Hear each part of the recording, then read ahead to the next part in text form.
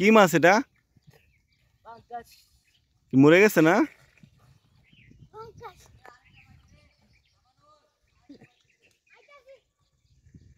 মাছগুলা মরে কি কারণে? গরমে? তাহলে মনে হয় আগেই মারা গেছে না?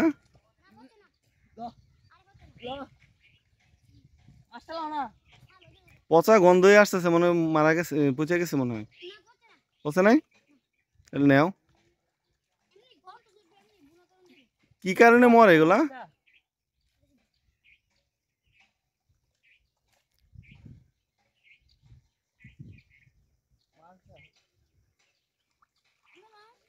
মাছগুলা কি ওই যে গরমের কারণে মারা যায় না?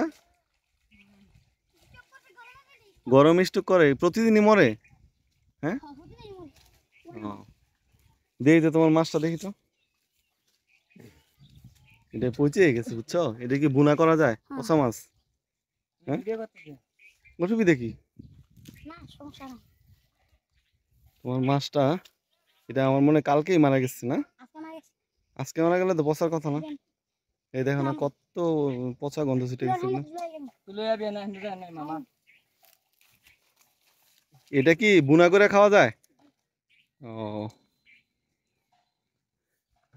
আরো পাইছো না? এটাই পাইছো খালি? আরেকটা নিয়ে আসো। এই গ্রামের পুকুর আসলে প্রচন্ড গরম, তো গরমের কারণে মাছগুলো আসলে কিছু কিছু মাছ মারা যায়, যেটা গরম সহ্য করতে না পেরে মারা যায়।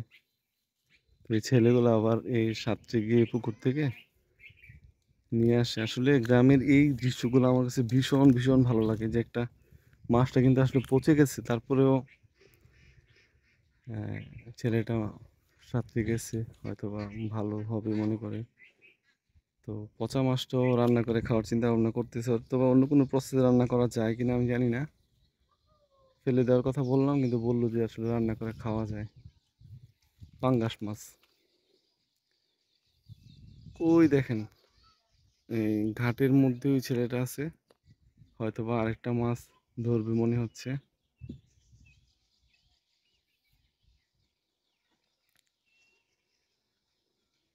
ওই যে দৌড়ে যাচ্ছে। আসলে গ্রামে যদি আপনি বের হন, গ্রামের প্রকৃতির মাঝে যদি আপনি ঢোকার চেষ্টা করেন, তাহলে এরকম দৃশ্য অহরহই আপনি দেখতে পাবেন। আপনার চোখের সামনে ভেসে আসবে এই দৃশ্যগুলো। সত্যি আমার কাছে ভীষণ ভীষণ রকমের ভালো লাগে। ওই যে দেখেন আরেকটা মাছ পাইছে ওই ছেলেটা। এই যে দেখানোর চেষ্টা করি, জুম করে যতটুকু দেখানো যায় আপনাকে দেখাই। এই যে দেখেন, এই যে দেখেন, ছেলেটা আরেকটা মাছ পাইছে এখানে। অনেক দূর থেকে ভিডিওটা জুম করতেছি, তো হয়তো বা স্পষ্ট বোঝা যাচ্ছে কিনা জানি না। তবে এই মাছটা ছেলেটা নিয়ে, দুইটা মাছ হলে হয়তো বা বাসায় নিয়ে যাবে। খুবই ভালো লাগে এই জিনিসগুলা। ভালো থাকবেন বন্ধুরা, আসসালামু আলাইকুম।